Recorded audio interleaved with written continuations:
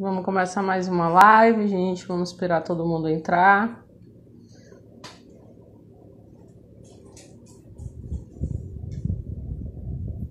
Sejam bem-vindos.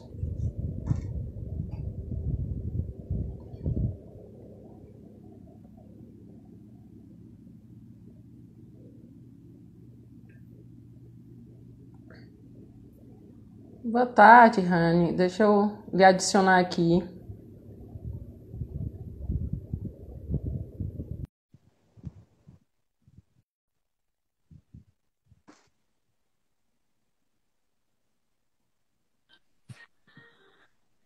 Ih, Rani, tudo bem? Tudo bem, e você?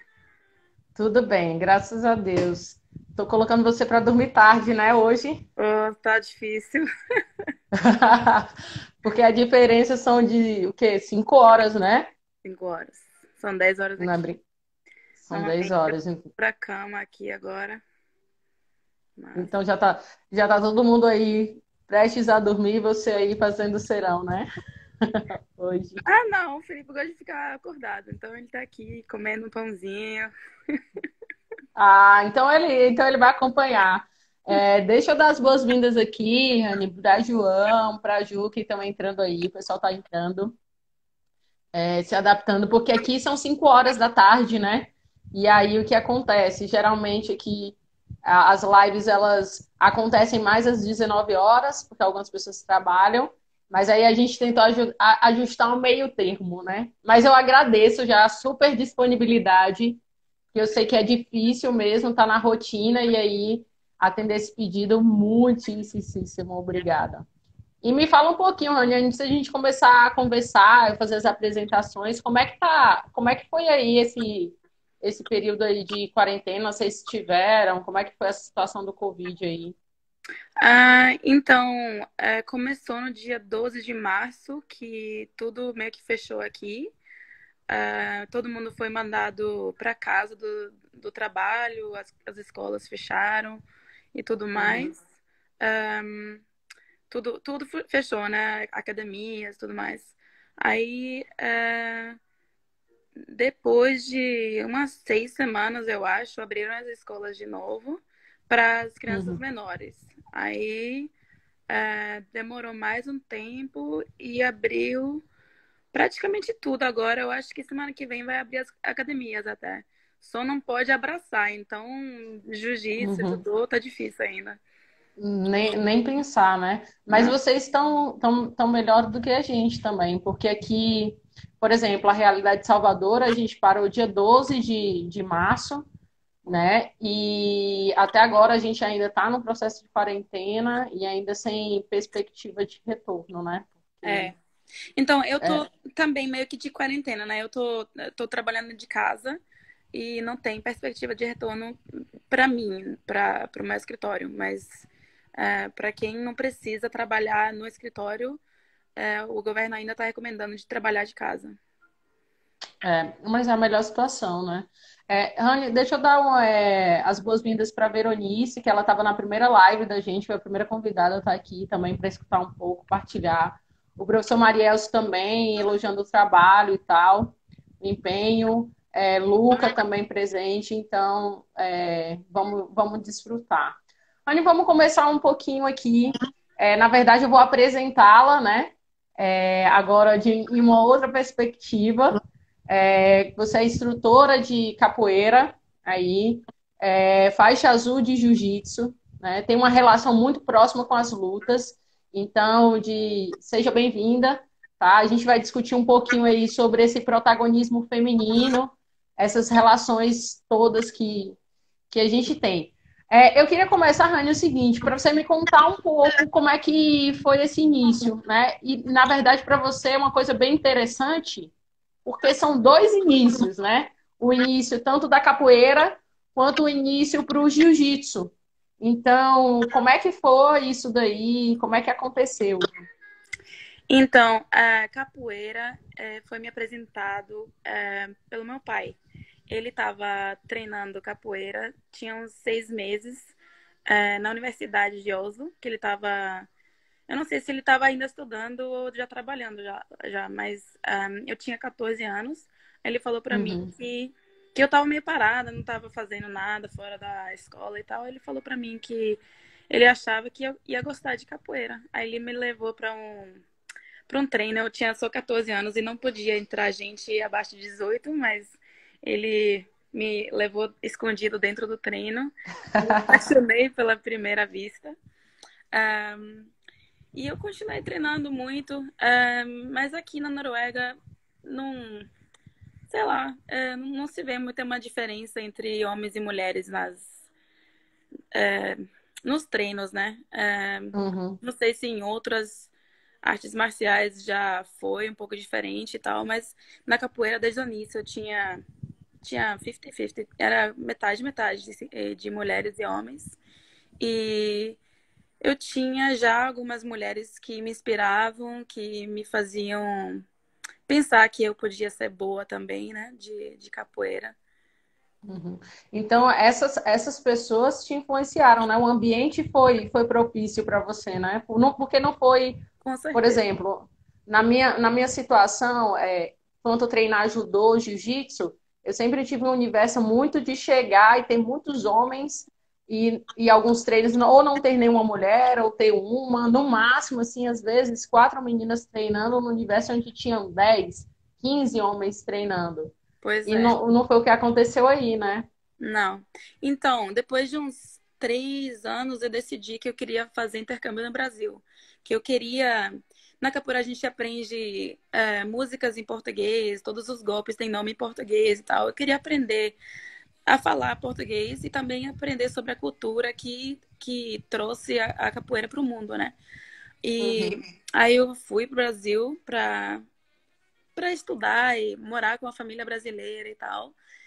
E eu procurava um grupo de capoeira para treinar. E eu não achava, era difícil de achar um grupo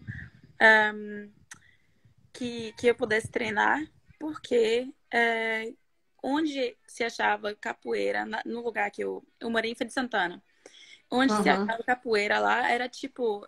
Se eu ia para uma academia de musculação mesmo, eles falavam que tinha capoeira, só que era tipo, sei lá, aerocapoeira, sabe? Aquela capoeira que Aham. você aprende para se Capoeira exercitar. fitness. Isso. Aí eu achava muito estranho, tipo, onde é que tem e tal. Aí eu procurava saber mais isso e conversava com o professor que dava aula e tal. Aí, depois de um tempo, ele, tipo, começou a ver que eu, na verdade, gostava de capoeira de verdade, que eu podia treinar. E me levava pro grupo dele. E lá era tipo uma, duas mulheres, às vezes e tal. Bem diferente da minha experiência daqui na Noruega. Bem diferente. E aí, se você pensar, é uma coisa meio louca, né? Desconstrução. Porque, por exemplo, a capoeira, ela é uma luta originalmente brasileira. Você aprendeu lá na Noruega e veio aqui para o Brasil para aprender mais, ter mais recursos. E pelo contrário, aqui no berço, né, na Bahia, você teve alguns empecilhos que você E é não encontrou lá. Então é uma coisa meio louca, né? muito difícil. E sim, eu achei muito estranho. E depois desse ano lá, eu voltei a morar mais um tempo no Brasil. Foi em 2000 porque a primeira vez foi em 2004 para 2005. Depois eu voltei em 2009. Eu voltei para Morro de São Paulo. Aí lá tinha um grupo de capoeira que treinava direto. Eu ia lá todo dia treinar e tinha até umas meninas para treinar comigo e tal. Era bem legal. Só Uhum. que para mim a experiência foi um pouco assim de quem mandava no treino, quem mandava na roda de capoeira era sempre um homem grande. E quando eu chegava pra bateria para tocar um instrumento, alguma coisa assim, eles me olhavam meio estranho, tipo, você?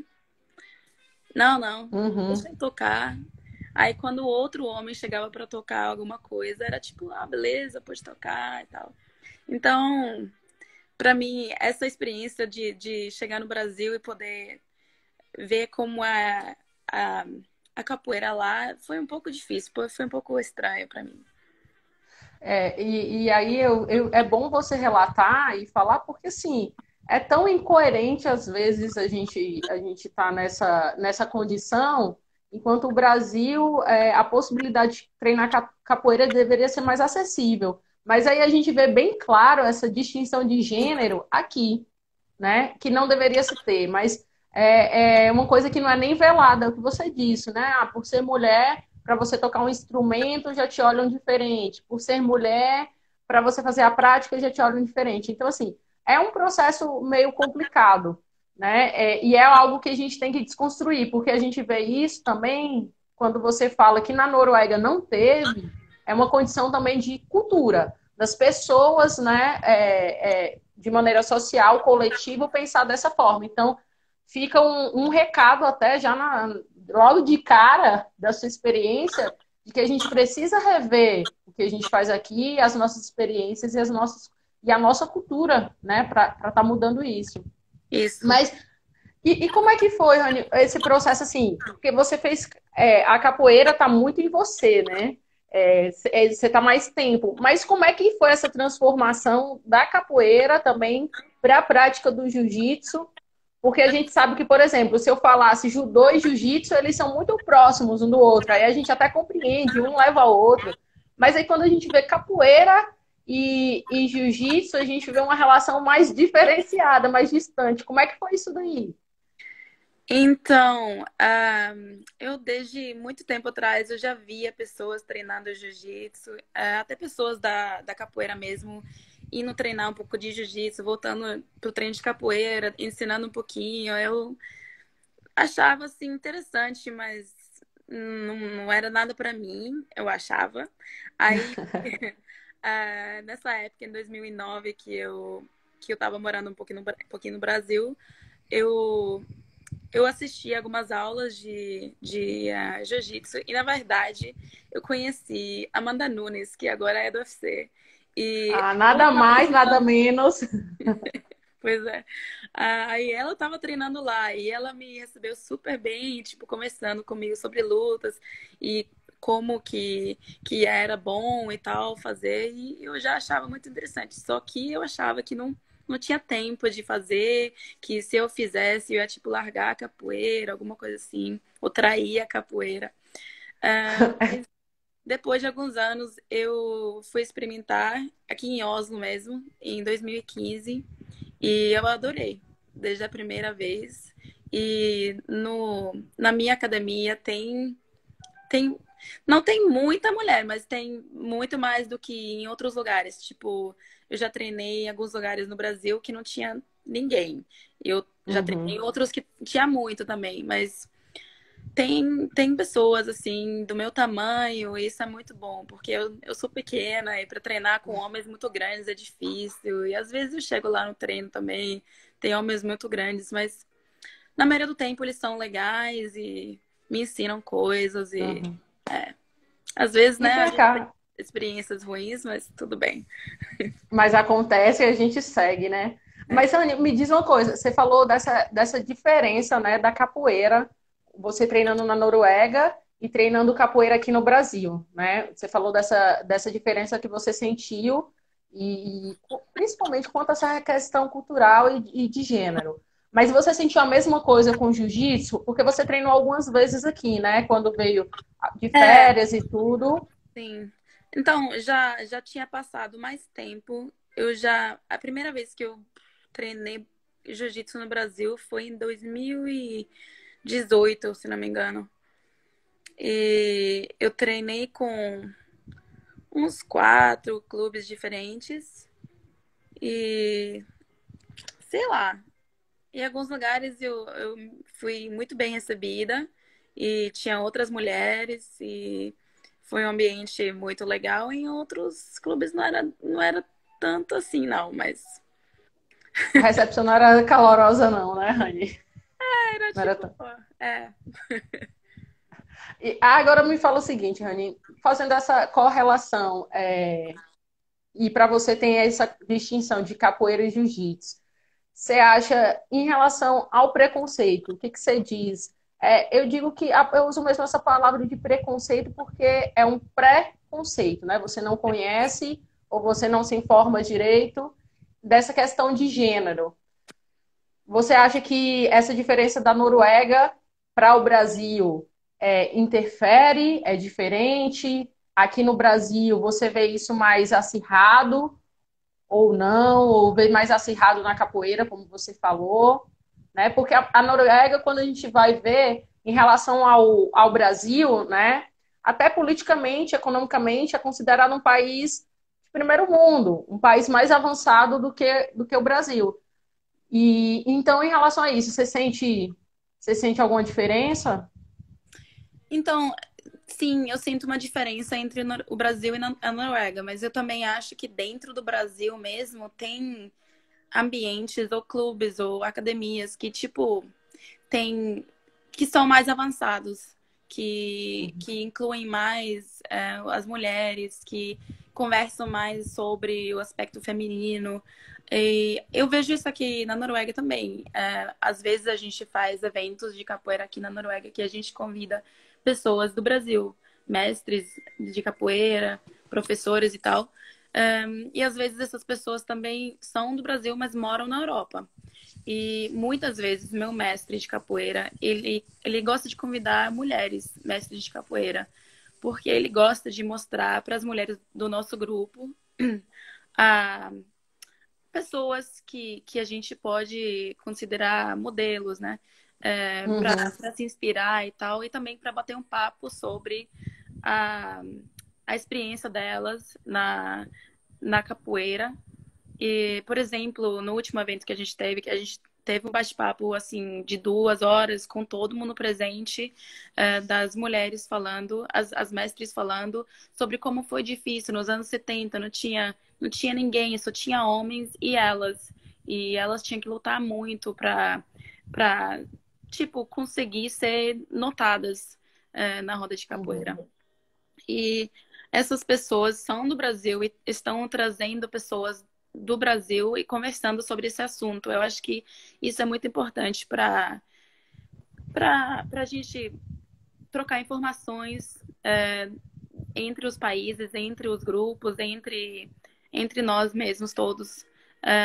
E então, dentro do jiu-jitsu, eu não sei se tem. Eu não sei muito sobre a história, né? Eu não conheço mulheres faixas pretas que estão dentro do jiu-jitsu há muito tempo. Eu não sei como é que era antigamente, mas, tipo, deve ser a mesma coisa, né? Deve ter sido mais fácil aqui na Uhum. Noruega do que deve ter sido no Brasil, eu imagino. Assim, uma coisa importante, antes, Rani, deixa eu só colocar a presença da Sensei Cristiane, que está aqui, do Sensei Wesley, do Sensei Felipe, que estão aqui, que são professores, tá? Sejam bem-vindos, alguns alunos, algumas amigas, Dai e Laís, sejam bem-vindas. Agora, Rani, é importante você falar isso daí, porque tanto o jiu-jitsu, que é o que a gente vê, o jiu-jitsu Brasília, né? Ele tomou força aqui no Brasil, né, com a família Gracie em especial, que é a que é mais notada, e aí disseminou no mundo. E a capoeira também, que é uma luta genuinamente brasileira também, que se disseminou no mundo. E é o que você diz, e de fato, que você vê ainda poucas mulheres engajadas ainda, tendo espaço aqui, e fora na Europa, por exemplo, né, você vê um engajamento bem maior nesse universo dessas duas lutas, né? Então a gente vê que ainda predomina muito a questão cultural, de aqui no Brasil ainda tem muito essa questão de gênero, porque quando você fala assim, olha, aqui na Noruega, quando a gente fez o nosso último encontro, trouxe mestres, né? Mulheres se apresentando como mestres de capoeira, né? Pessoas de referência para que se tomem referências. E aí eu faço uma crítica, que não é diferente. Né? Na década de 70 também, o judô aconteceu o mesmo processo. As mulheres tiveram que se engajar, eram proibidas de lutar, né? Até o início dos anos 80, não se podia lutar. As mulheres, todos os desportos de luta, né? Todas as lutas, elas não podiam estar engajadas, só tomaram essa força a partir dos anos 80. E acho que reflete muito o que você disse, que elas não poderiam lutar antes, mas que elas abriram espaços, por exemplo, para que você esteja aí, né, treinando, sendo instrutora de capoeira. Isso é Com importante. certeza. Muito agradecida a todas essas mulheres. Que nos precederam. Rani, me fala uma coisa interessante e eu acho assim importante, porque eu fui acompanhando também algumas coisas da sua trajetória. Como é que foi esse processo de maternidade, né? Eu vejo assim que a sua filha acompanha muito, muitas vezes ela está na aula de capoeira junto, né? Ela está fazendo junto com você, e isso não foi um empecilho, porque a gente sabe que para algumas mulheres, quando chega o processo de maternidade, elas simplesmente param de fazer a luta e não retornam. Ou quando retornam, dizem que é diferenciada porque não dá para treinar porque tem filho, né? E eu vejo que com você não aconteceu muito isso. Pelo contrário, foi o inverso. Você treinou até É. mais. Como é que foi isso? Então, eu treinava muito antes de ter ela, né? Mas, então, eu comecei a treinar jiu-jitsu quando ela tinha 4 meses. Eu tentava levar ela pro treino. Era muito difícil. Eu vou admitir, era muito difícil. Mas eu persisti e depois de alguns anos, ela começou a gostar de ficar ali do lado, vendo eu treinar. Eu acho que ela achava assustador, é, quando ela me via lutando ali, né, no tatame. Mas agora, hoje em dia, ela vai muitas vezes comigo no treino. Até nos sábados a gente vai todo mundo de família, eu, Felipe e Maia, vamos todo mundo. Maia treina primeiro no treino das crianças e a gente assiste. Aí depois tem o nosso treino, ela fica ali assistindo também.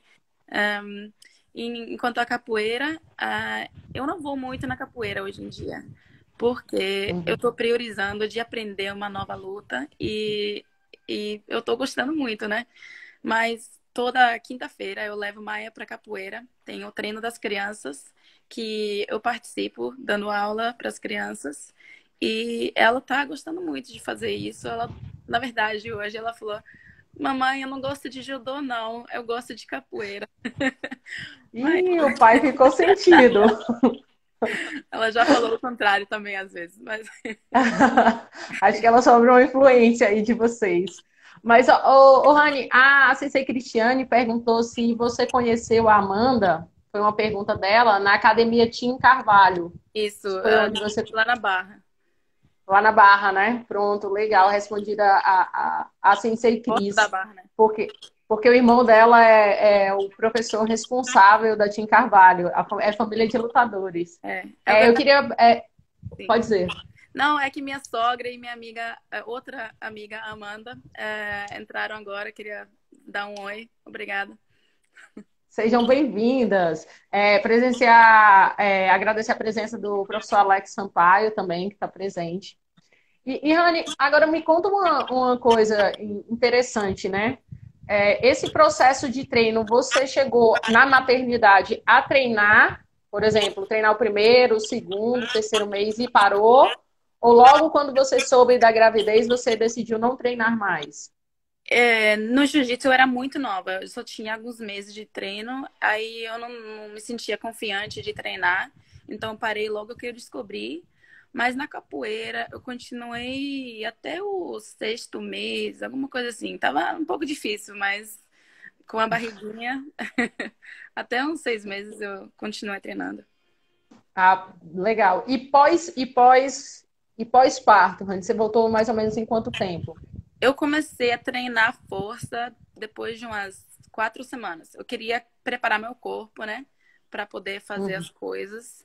Aí, 4 meses eu acho que minha filha tinha quando eu comecei a treinar jiu-jitsu de novo. Capoeira, uhum. eu não lembro. Se eu fui para um treino, talvez. Mas, como eu disse, eu estava priorizando de aprender uma nova luta, então, menos Caiu para o capoeira. jiu-jitsu. E aí, deixa eu te perguntar uma coisa interessante. Como é que acontecia essa questão do treino? Maia ficava com o Felipe, que é seu esposo, como é que é? Você organizava mais ou menos assim? Sim, no começo eu ia de noite, quando ela estava indo dormir. Aí Felipe ficava com ela e eu ia treinar. Depois eu fiz um acordo com minha chefe do trabalho que ela deixou eu ir 2 vezes na semana, no meio do dia, que tem treino no meio do dia. Aí eu tirava o intervalo do trabalho, treinava e voltava. Aí ficava Hum, mais fácil para mim, porque muita mulher já sabe, né? Maternidade cansa. E eu gosto de dormir cedo por causa disso, por causa que minha filha me acorda muito cedo de manhã e o dia não para, né? Você levanta de manhã e não para até de noite, então cansa essas coisas e treinar cansa. de noite pra mim tá difícil agora. Você acha, Rani? Rani, antes de falar, deixa eu colocar a presença da minha mãe também, que entrou aí, agradecer, e alguns membros da família, Neuza, sejam bem-vindas. Você acha que essa questão que você falou, até porque pelo cansaço, né? Porque eu vejo Com que você às certeza. vezes encaixa o horário do almoço ali para treinar o jiu-jitsu, para dar conta, porque à noite não dá, porque tem que estar com maia e tudo.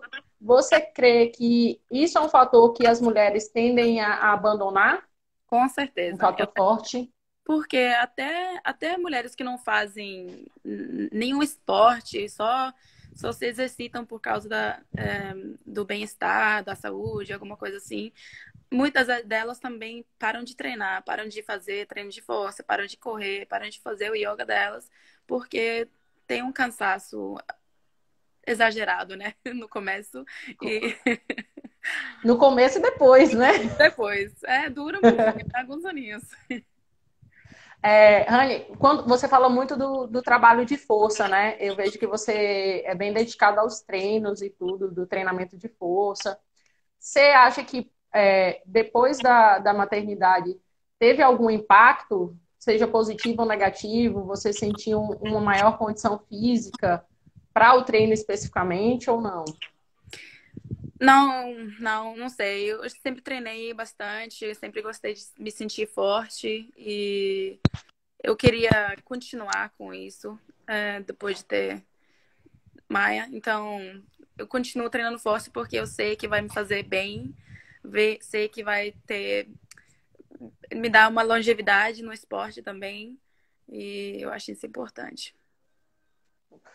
Rani, agora eu vou fazer algumas curiosidades até quanto professora, né, de jiu-jitsu. Como é que são os treinos aí? Como é que procede os treinos de jiu-jitsu aí na Noruega? Por que eu estou dizendo isso? Porque você tem um parâmetro não de comparação, assim, até de maneira negativa, mas até para a gente conhecer se é da mesma forma que a gente treina aqui, porque você já treinou aqui no Brasil, como é que é aí, se é o mesmo formato, até tempo de duração de treino, como é que acontece aí o treino de vocês? Nosso treino normalmente dura 1 hora e meia. A gente começa com uns 15 minutos de aquecimento, depois uns 40 minutos de posição e depois o rola, né? Livre. Até o fim. Faz a luta, né? Então, É. assim, não foge a um padrão que a gente tem aqui.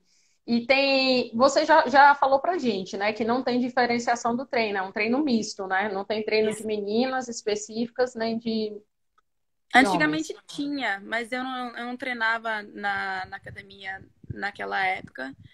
Mas eu ouvi falar que era bom, comparecia muitas mulheres nesses treinos de mulheres. Mas eu não sei por que que não tem agora. Deveria ter, eu acho, porque eu acho que muitas mulheres acham um pouco assustador entrar num espaço com muitos homens grandes, onde você precisa lutar com qualquer pessoa que seja maior que você e tal. Pode ser um pouco assustador às vezes. É verdade. E tem aquela relação do treino, a gente até tratou aqui com a Veronice, que eu posso treinar com os homens. É interessante até que nós possamos treinar com eles, porque nós aprendemos. Mas quando a gente treina com outra mulher, a gente coloca aquela condição adaptativa, de valências, às vezes, físicas, né? Para que a gente traduza isso, por exemplo, nas competições. Com Aqui certeza. no Brasil, a gente faz, às vezes, muito desses treinos, né? Treino só do feminino, para incentivar. E hoje em dia já temos algumas academias que elas já abrem o treino especificamente para o feminino. Olha, tal horário é só feminino. Então, se vocês quiserem, eu creio ser uma condição importante. Tá? Sim, eu também Pode... acho importante. Eu acho que é bom encontrar mulheres para treinar que seja também do mesmo tamanho e tal. Até porque muitas vezes quando você treina com um homem, ele é muito maior, muito mais forte, é muito diferente do que lutar com a pessoa do mesmo tamanho, do mesmo gênero também. Então, com certeza é importante. Mas o nosso treino agora, hoje em dia, normalmente tem sempre uma ou duas do meu tamanho também. Então, não tem muito esse Dá para problema. rolar. Dá pra Dá para rolar. rolar. Ania, me fala uma coisa. E sobre as competições? Como é que acontece? Eu sei que você já participa de eventos, né, de competitivos. Me fala aí como foi essa experiência, como é que está sendo, se você luta só na Noruega mesmo, ou se Sim, eu você já só. foi para alguns eventos fora. Não, nunca fui pra nenhum evento fora, nada grande, só competições locais aqui. Mas eu achei muito legal. As mulheres são sempre muito legais, sempre tem muito respeito entre elas. É muito bom, sempre muito bom. Tem, E tem tem, muitas meninas no evento, Rani? Existe um número eu considerável acho, de eu meninas acredito aí? que não é pouco. Sempre tem no mínimo três na minha categoria. E em todas as outras, muitas vezes tem até oito, nove. Então não é pouco. É, eu não sou das maiores, né? Eu não sou nem tão média, então, então na minha categoria às vezes falta um pouquinho, mas então não teve Ah, vontade de aprender o judô. Quem foi que perguntou isso? a Juliana perguntou aqui se você não teve vontade de aprender o judô, porque aí a gente traz o cenário familiar, né? Felipe é a faixa Não, preta de judô. Felipe me trouxe várias vezes para o treino de judô. Eu já treinei várias vezes, treinei até direto alguns meses com ele e eu acho muito legal. Só que é, A paixão é pelo competi jiu-jitsu. o norueguês de equipes, por equipe. E minha equipe ficou em segundo, não foi? É, Mas a paixão é o jiu-jitsu, né? isso. Ah, tá. Mas você teve, e aí eu vou entrar um pouquinho, mas você teve até experiência, Rani, de uma experiência importante para nós que somos judocas, né? De conhecer o Kodokan. Não É foi? muito Vocês foram legal conhecer o Kodokan isso. e foi você, foi o Maicon, conhecer o Kodokan. Assim, quando a gente fala da história do judô e do jiu-jitsu, tá muito ligada, né? Porque o Com jiu-jitsu certeza. ele bebeu na fonte do judô, Uhum. né? Ele veio dali. Então, todo o aparato técnico dele, inclusive, veio do judô. Então, como é que foi essa experiência? O que você notou? Você achou? Você viu algum treino Foi feminino por lá para contar pra gente? isso. Não, eu não participei, eu não treinei, porque era uma coisa tão importante para o Felipe. Meu marido, para quem não conhece, ele é judoca e foi um sonho dele desde criança, de treinar judô no Japão.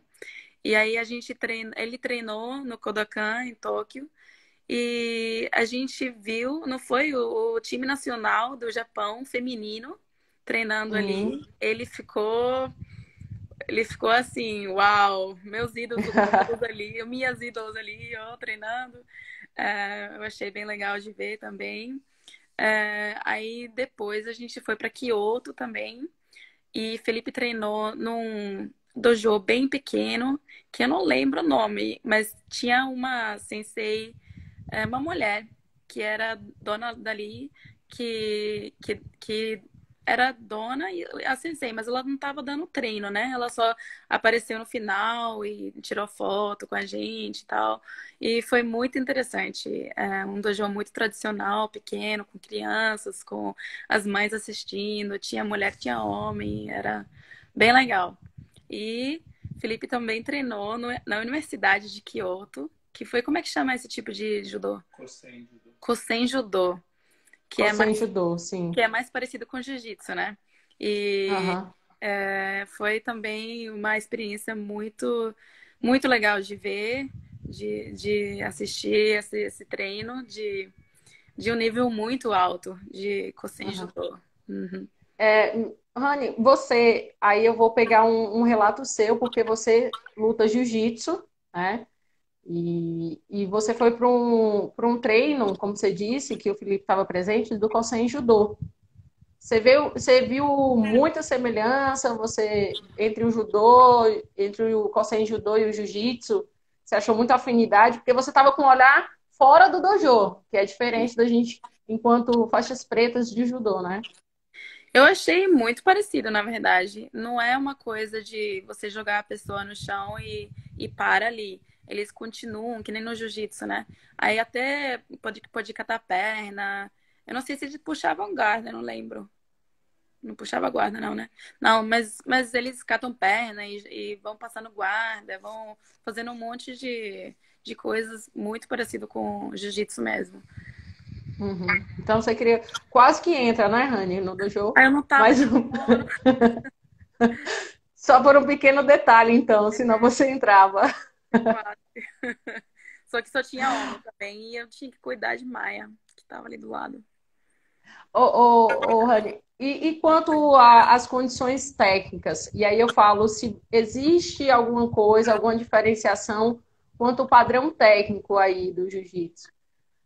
Por exemplo, aqui a gente faz nos treinos, né? A gente treina muito o que a gente chama de drill, né? A gente faz os drills, tem muito essa condição, e a gente tem aí as movimentações específicas de golpe, por exemplo, de passar posição. Então vem armlock, né? Hum. Vem a kimura e por aí vai. Existe um mesmo padrão ou existe alguma diferenciação técnica nesse sentido aí na Noruega? Não, eu acho que é igualzinho. Até porque os professores aqui são. O meu professor é brasileiro e, e ele passa as coisas que ele vê nas competições, que nem todo mundo, né? Então, Uhum. não tem nenhuma diferença. É. Quando você veio treinar aqui no Brasil, também, então, teve tranquilidade, né? Pois é uma coisa que é fácil, né? Você conhece tudo que tá acontecendo no treino, então é bom essa coisa aí. Deu até para treinar judô, né, Rani? Quase. Eu não treino Quase. judô muito bem, não, mas. Anne, e me fala uma coisa, a gente conversou muito sobre essa questão cultural, né, das diferenças do judô, do jiu-jitsu. O que que você acha que, por exemplo, precisaria avançar? E aí eu vou fazer dois blocos diferentes para você, porque a gente já percebeu que existe uma distinção muito grande quando a gente fala das lutas femininas, né, na Europa, especificamente aí na Noruega, e quando a gente fala aqui no Brasil, né? Então, o que que você acha que precisaria avançar se tratando de Noruega, tá? E o que que você acha, dentro da sua experiência aqui no Brasil, o que que a gente precisaria avançar aqui no Brasil? É bem complexo. É muito complexo. Eu vou pensar. Primeiro, eu quero falar uma coisa que eu lembrei agora. Que no Brasil, uma época eu experimentei de treinar um pouco de boxe e Muay Thai também. E em todas as coisas que eu iniciei no Brasil, todos os esportes, eu sempre senti que quem estava dando a aula não entendia a minha vontade de estar ali. Não entendia o que eu queria fazer. Que eles achavam, talvez, que eu queria só estar ali para suar um pouquinho, para ficar forte, sei lá, alguma coisa assim. Mas que eu, na verdade, eu queria aprender a lutar. Eu não queria só ser menininha e, tipo, não cortar minha unha, sabe? Eu queria, na Uhum, verdade, lutar.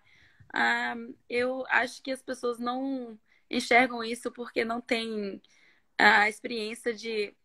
Ou que na experiência deles, as mulheres, na verdade, muitas vezes não querem lutar porque tem medo, porque não é coisa de mulher, alguma coisa assim.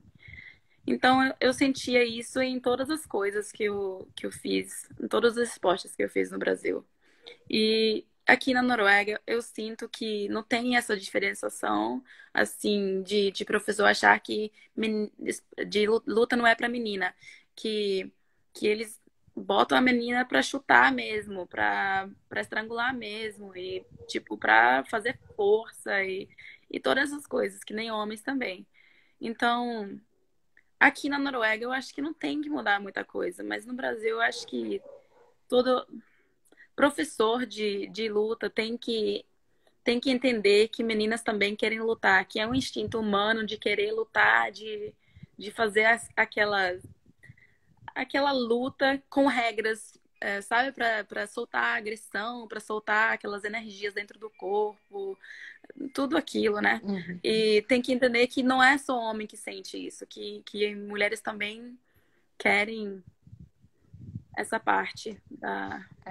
Rani, quando você coloca assim, é tão importante você dizer isso, eu acho que é uma frase muito importante mesmo, assim, vou deixar bem ênfase. Quando você fala assim, olha, é entender que a gente, enquanto mulher, a gente quer lutar. A gente não tá ali só para perder peso, só para perder algumas gorduras, não. Quando a gente vai para luta, a gente quer aprender a lutar, a estrangular, a lutar para competição, a lutar para se defender, né? É nesse processo que a gente está. E não simplesmente para não, como você disse, para não se machucar, né? Claro que a gente entende que é de cada mulher, isso, passo a passo de cada mulher. Mas, no geral, é não ter distinção, né? Do processo de ensino. Ensinar para aprender a lutar. Isso é Com certeza. importante. Hum. Rani, deixa eu só dar aqui um oi aqui, que entrou a Liliane de Fortaleza, a Marcele de Fortaleza também está aí, Alexandre, Clara, Sensei Clara estão aí acompanhando. Wagner, sejam bem-vindos também, o professor Rafael Sampaio, tá? Então, assim, quando você coloca, é muito importante, porque cabe com aquela primeira pergunta que a gente estava tratando sobre a capoeira, de chegar aqui na Bahia, berço da capoeira, e ter dificuldade de encontrar um espaço para que você pudesse fazer aquela capoeira realmente de lutar, de gingar, né, de se soltar, de você não encontrar aqui no Brasil e ter maior facilidade de encontrar isso na Noruega. Né? E aí você me deixou um outro gancho. Você fala assim, olha, eu quero aprender a lutar, né? Eu quero aprender a estrangular, a dar um armlock, né? Dentro das regras e não me preocupar com essa questão de, é menina, não pode fazer. Houve alguma condição em algum momento dessa sua trajetória quando lutadora de dizer assim, isso é coisa para homem. Não faz isso que você está ficando forte. Hum. Olha, seu braço está ficando grande. Olha, você está ficando muito masculinizada. Por que tem isso, né? Pois é. Existiu algum momento isso na sua trajetória?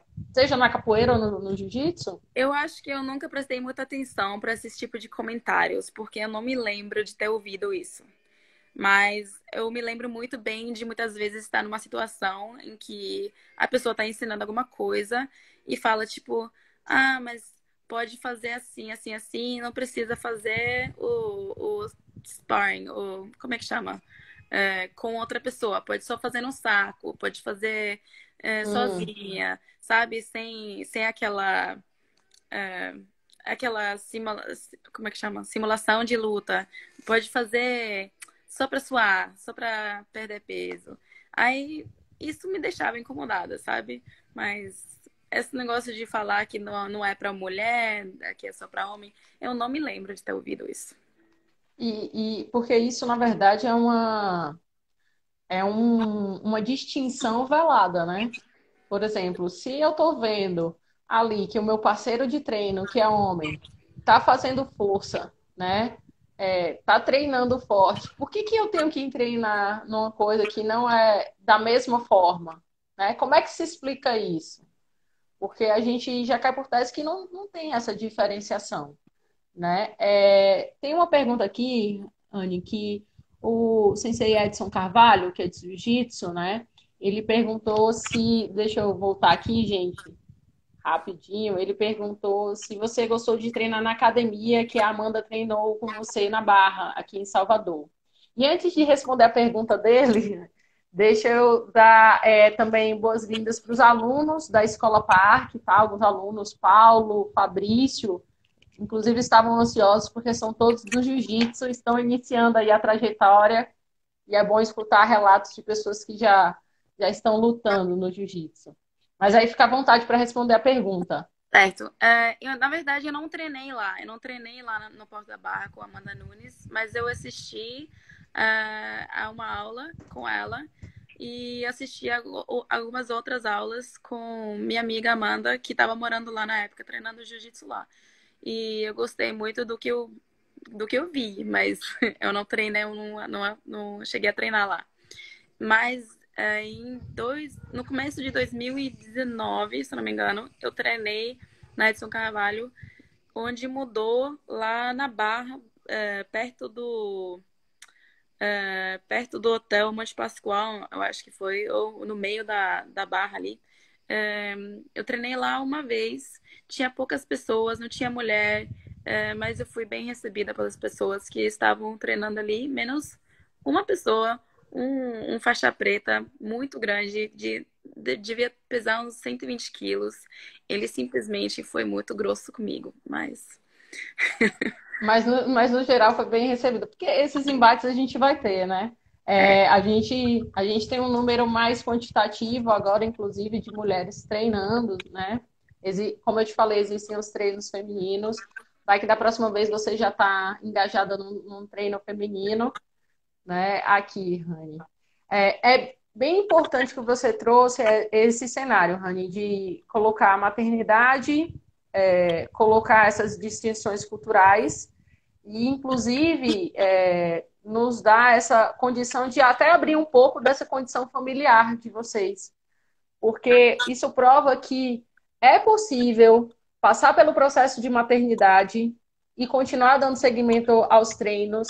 É possível a gente, claro, com compreensão, né, de quem está conosco, continuar treinando e dividir em família, porque na verdade vocês são famílias de lutadores, né? A gente tem você lutando de um lado, Felipe, que é seu esposo, do outro, e Maia está lutando também agora, né? gente, que bom Então, tudo. então, é algo possível desde que as pessoas também consigam fazer um processo de cooperação, né? Você tem algum recado, Rani, para deixar para a gente, para deixar para quem está começando, para as meninas? Na verdade, eu queria só. Eu lembrei agora que você estava falando de maternidade, que é possível e tal, continuar treinando. Eu conheço várias mulheres que treinavam comigo antigamente, que só estavam esperando aquele momento de parar de fazer capoeira, de parar de treinar a luta, porque é, estavam fazendo, esperando por aquele momento que iam ter filhos. E sabiam desde sempre que iam parar a partir do momento que tivessem filhos. Então, eu achei isso muito triste, que é uma coisa que você acha que tem que parar e tal, mas eu acho que tem isso em todo lugar, né? Mulher que acha que treinar a luta não combina com família, alguma coisa assim. Espero que isso não seja muito comum, sei lá, daqui a 10, 15 anos, mas que já é verdade que existe ainda isso, sim. É triste. Uhum. Mas, assim, quando a gente tem exemplos que nem o de vocês, né, que nem o seu, que vem Até aqui e relata para a gente. isso. Aqui em casa até a gente fez um dojozinho. A gente tem uma salinha no porão, a gente colocou tatame e a gente pode treinar aqui também em casa. Tá vendo aí? E na verdade o Felipe acaba no seu treino, então, servindo de sparring para você, né? Pois é. E ele me ensina muita coisa também. É pena que eu não sou muito. Eu não sou um treino forte para ele, né? Mas Depende da perspectiva, Rani, depende da perspectiva. Algumas vezes sim, talvez.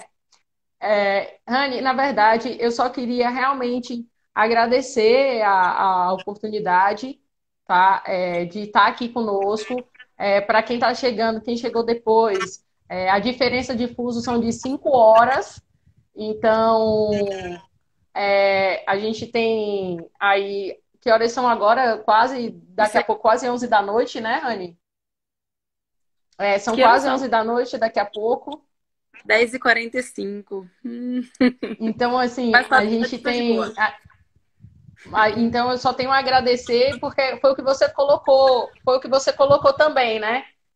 Você é mãe, tem uma rotina puxada, tá até esse horário aqui conosco, e amanhã tem mais, né? Então, é Sempre tem só mais. agradecer mesmo. Rani, tem o professor Edson, antes de a gente terminar, a Sensei Cristiane e o professor Edson Carvalho perguntou se você conhece o Sensei Bruno Carvalho aí. Eu já conheci, nunca conversei com ele, mas eu conheço a esposa dele. Ela lutou do meu lado, no tatame do lado, na última competição aqui em Oslo. Então, família legal também, de luta. 2 filhos agora, né? Sempre no tatame. Legal. E, assim, a Nádia colocou aqui, a Sensei Nádia, seja bem-vinda, ela colocou uma coisa que eu acho importante relatar aqui, que ela falou que as lutas, elas acabam unindo, na verdade, as famílias, filhos, pais, irmãos, no tatame. E acho importante deixar esse ponto aberto, porque a gente teve o relato da Sensei Cristiane, que é mãe também, que falou a mesma coisa e teve o seu relato também quanto à mesma coisa, de que é possível e sempre, talvez eu observando agora eu estou como observadora, vendo que as mulheres, quando elas têm a determinação de estar à frente para lutar, né, de prosseguir no objetivo delas quanto às lutas, acaba que existe um envolvimento familiar, né, em relação a isso. Por conhecer um pouquinho, sei que o Felipe já treinava, né?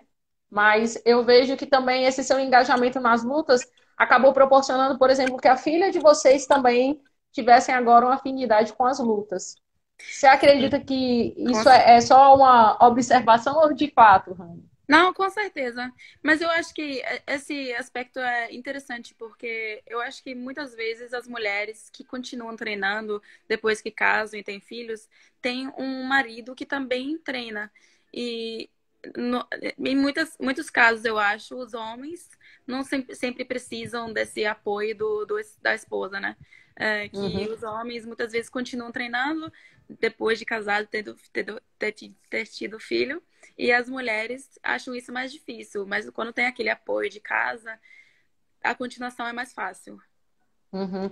Ah, então é aquela história. Você acredita que quando tem esse apoio, que a pessoa já conhece as lutas, que nem, por exemplo, é o caso de Felipe, tem um maior apoio para prosseguir. O que não Com, acontece se não existisse. com certeza.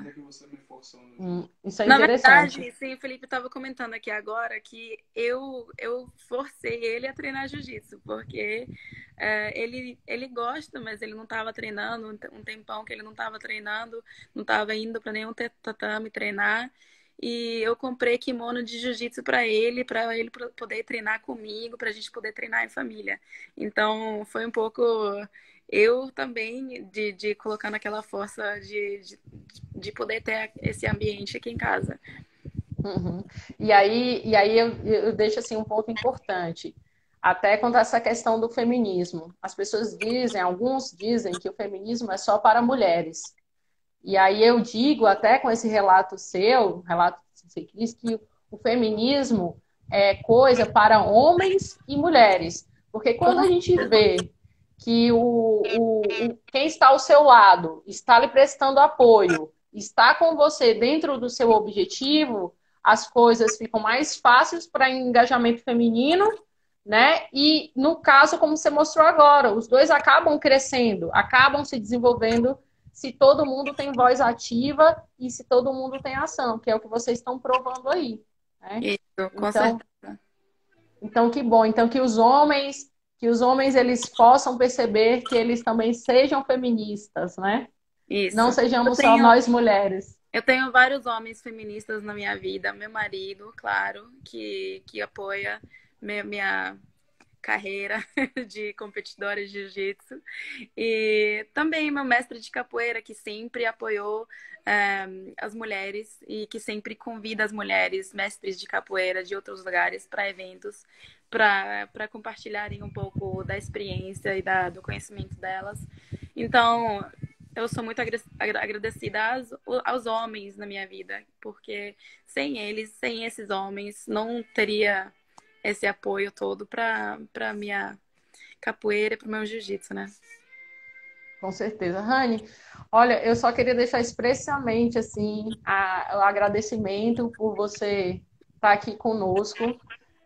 Tenha certeza que o dojo está aberto para você quando você vier aqui ao Brasil, seja para treinar jiu-jitsu, né, conosco, mas se quiser treinar judô também, a gente também, né, tem as nossas preferências.